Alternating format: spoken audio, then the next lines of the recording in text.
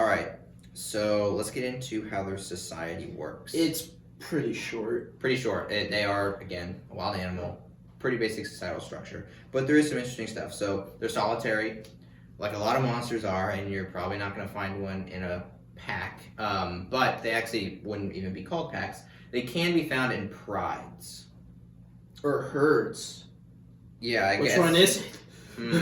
Yeah, Herds either or one. But it's unlikely purely because they are rare already. They're super rare. Yeah, so they have nothing in their nature that would say be solitary. They just don't have a lot of other chimeras to find. So if there is a group, it's like a exponentially more rare situation. Too.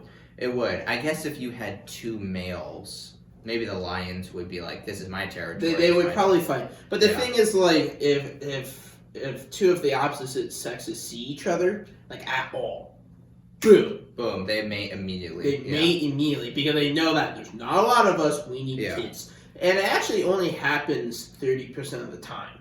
Like, they're so unnatural that, like, even like their reproductive system doesn't work. If you if you think about it, their genetics are wacky. Like a lion can't have a kid with a goat or a dragon. None of those can have kids, but yet somehow they can. All three of them have one cell to one sex cell to make a zygote with another one.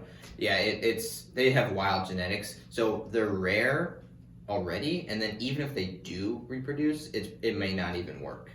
It just the genetics will fail.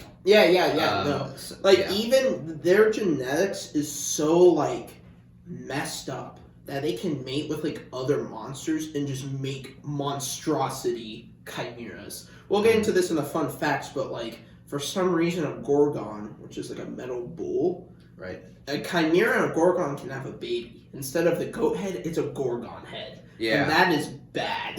Chimeras are all about unnatural things happening. Unnatural. So you might, the chimera might not look at like another chimera. They might look at like, I don't know, like a horse or like some random, and then boom, different chimera. So like the chimera's hybridization, like it's like so like vast that it can be part of like anything. So like, like it could have like a shark head or like a horse head. It literally can. We'll get more into that. Yeah. It's pretty interesting. But its societal structure is basically that of an animal. It's solitary unless it finds more of its kind, and it may get along, it may not. But yeah. But very quick on their socialization. Goats don't like each other. Neither do really lions, male lions. Yeah. All right. Well, enemies and allies. So this is another simple one for a monster like they don't Chimera. really have allies, except it's other chimeras. Yeah, I'd say this again depends on which head is dominant.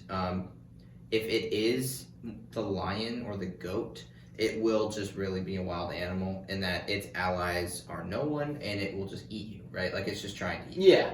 But the dragon can seep in, just like it likes to be greedy and take hordes and actually can listen to Draconic and can understand it and can take bribes and flattery.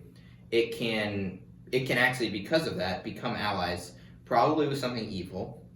An evil thing can, if the chimera is being offered a lot of respect and a lot of treasure, it may actually team up and be like I will do this. I will help you. So you're telling me, but it will not be like a servant. No. It's too prideful for that. But it'll be like, oh, you're paying me all this treasure to do that? Sure. You know what I mean? So you're telling me if I bribe a chimera, I can have a chimera mount and be based? If you have enough treasure to bribe a chimera, one, you're extremely rich. But two, yes, you could. Yes! I want to charge into back. That would be so sick. But that would be the justification behind if you ever wanted a chimera to be like the beast associated with some like other other monsters. I mean, I don't think like the undead would look at chimera like maybe like a powerful evil warlord, or like I could see like a hobgoblin. Having like a really like high up hobgoblin having a chimera. I mean, that hobgoblin had to be super high because that chimera's gonna be looking at a hobgoblin like you think like we're equals. But hobgoblins are crafty. They are crafty, but they're not gonna be all up uppity. You know what I mean? Yeah. So, but that's about it from yeah. what I have. I mean, I didn't really kind of like what you said. On their dragon side, you could literally take like any chromatic dragon, like bribe them to do stuff. Right. You know, like and so that does come through the Chimera, but only at like a very shaky extent, right? It's not like initiate dragon. You know, it may help you, but it also this next minute be more lion, and it may just attack you. So it's very unpredictable. Yeah, very unpredictable. But like you know, people like can actually like there's a whole race in D&D, the Gith. They actually like ride like red dragons. So people are like, oh, could you like do that to like a chimera? Because red dragons are like evil, you know, small, like they're all about themselves. But like since it has the lion pridefulness, it's not gonna let you be like its like servant or mount. Right. Yeah. You know, like the lion says no. Like, yeah. No. You know, like yeah. So basically, they're kind of like they're.